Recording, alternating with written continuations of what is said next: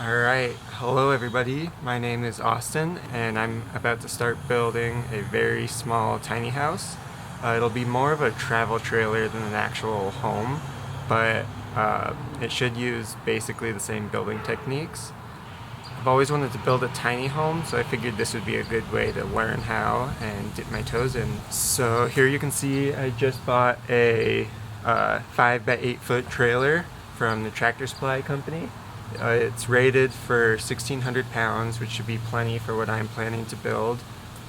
But yeah, before I start building, first thing I need to do is remove the frame and the ramp on the back, and then install my jack, and then I can start the build.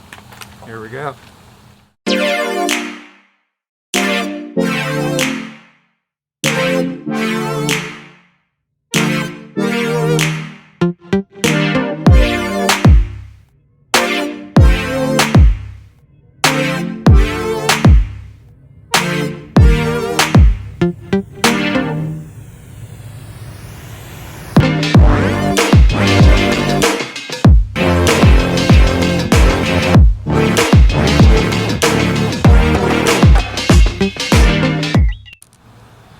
Alright, as you can see here, I just finished cutting up all the boards to lay out and set up my frame for the subfloor. And also, as you can see here, I decided to use 2x3s instead of 2x4s, and I just chose to use that because it would be a lot lighter weight and save me a little weight in the finished product.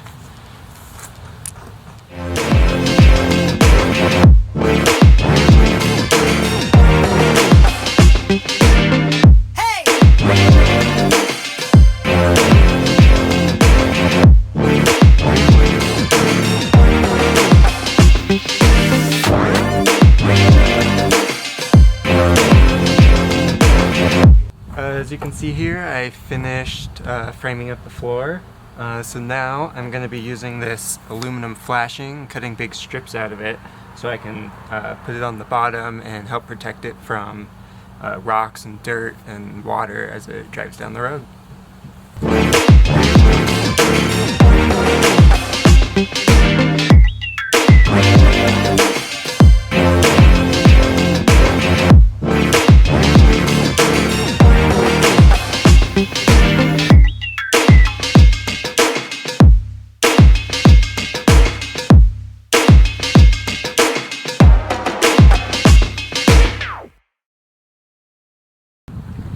Alright, I'm going to give you a close-up of what I'm doing here. So, I got all these sheets of flashing laid out on the bottom, and they're all overhanging each other by about an inch. And then I'm going to be using these zinc-covered screws, which won't rust as much as regular screws. And I'll be screwing these down, and then I'll be using foil tape to cover up the seams to help seal it even more.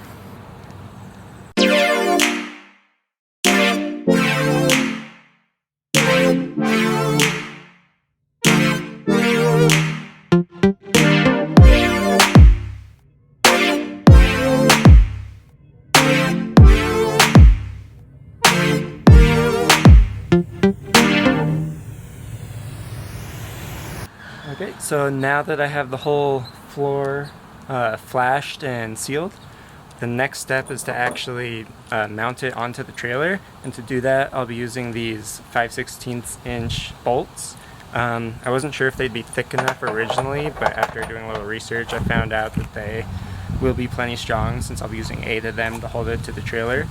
And then I'll also be using these nylock locking nuts to help stop it from rattling loose and falling apart.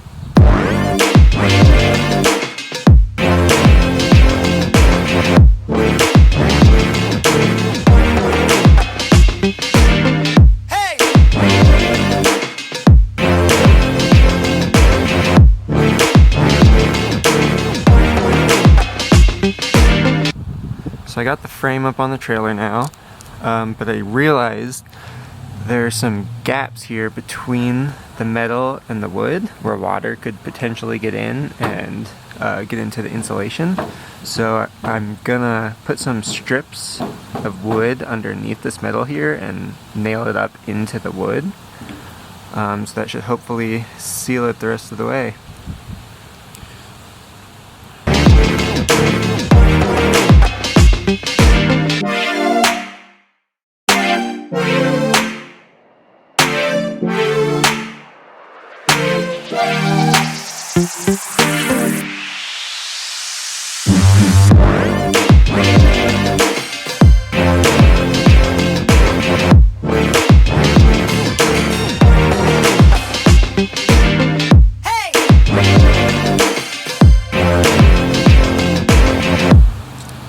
Okay, so I got the trim on the bottom of the flashing here, and I think it looks pretty good. It's definitely much more sealed on the seams right here, and yeah, I think it's time to actually flip it over and bolt it down.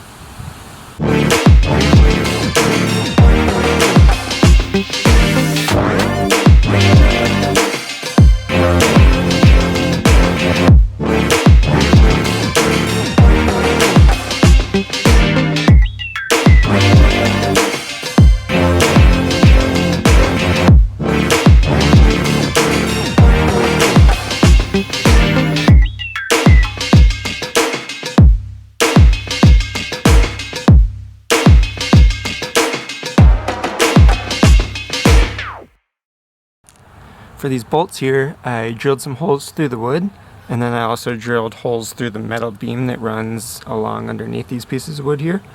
And then I'll be using these nylock locking nuts on the bottom to hold it. And then I also used a bigger bolt here, or a bigger drill bit here to keep it flush, so when I put my subfloor plywood on top, the bolts won't be sticking up. And then I also have little washers underneath each bolt as well. Alright, I got the frame all bolted down in 8 different spots here, as you can see. Now the next step will be to insulate all the cavities here, and to do that I'll be using this R13 fiberglass insulation. I know there's a lot of pros and cons to the different kinds of insulation, but this was just the best insulation I could get for the price and what I had available to me.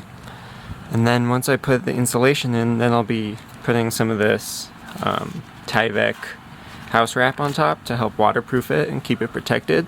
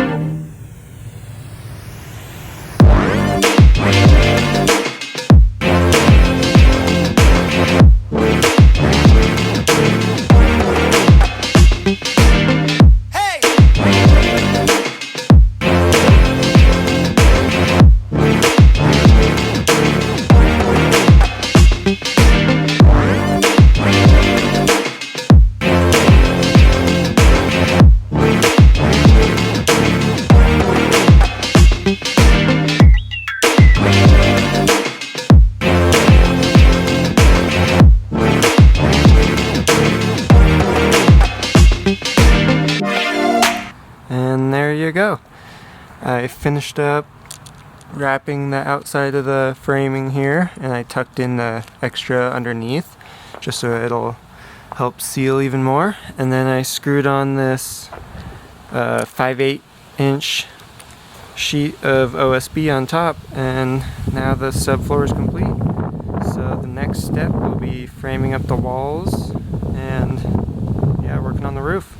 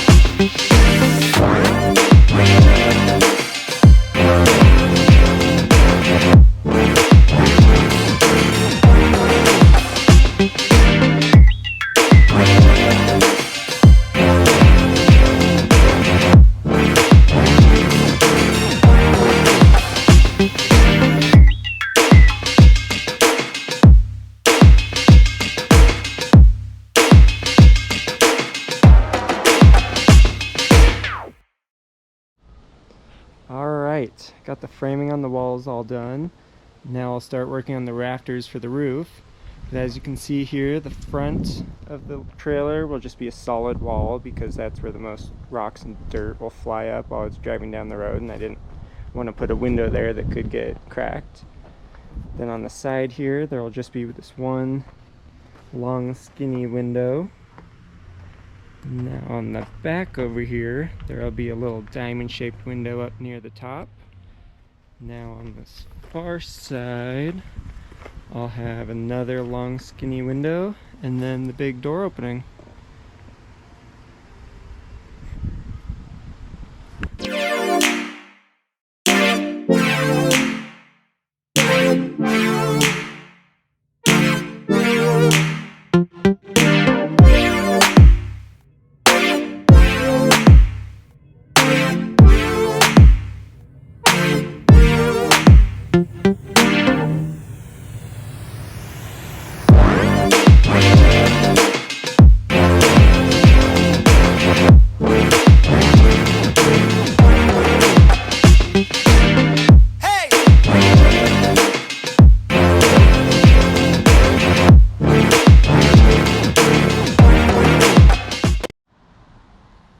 Alright, there you have it. I got all the framing complete. I think this will be the end of my first video here, so if you want to continue following along to see the steps I take to transform this trailer into a little micro home, then head on over to my channel and watch the rest of the videos.